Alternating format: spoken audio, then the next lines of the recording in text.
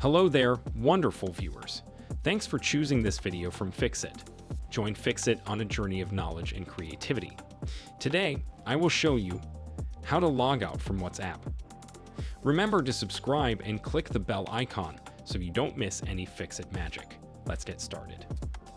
First of all, open WHTAS app on your device. Your WhatsApp application does not give you the logout option by default.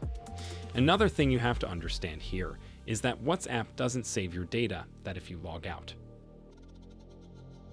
When you log in next time, your chats are going to disappear, and you might be wondering why WhatsApp is a privacy-focused application. That is why it is also a number-based application. Which means that whatever chats you have over here, you have to back them up manually because you try to log out. So make sure you have backed up your chat to your Google account so that when you clear the data for WhatsApp and try to relog in next time, you'll be asked to restore.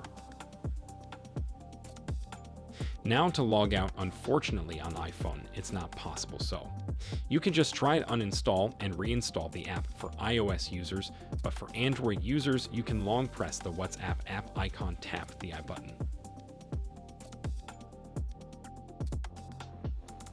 Then scroll down, go to Storage, Clear Cache, and make sure to clear the data. Clearing the data will reset the WhatsApp application and restore it to the first time. When you first installed it this way, you'll be able to log out from WhatsApp. Did this video help you? Comment below if I fixed your problem. Hit the subscribe button for more tutorials. Your input fuels us. Comment something below you would like to see fixed.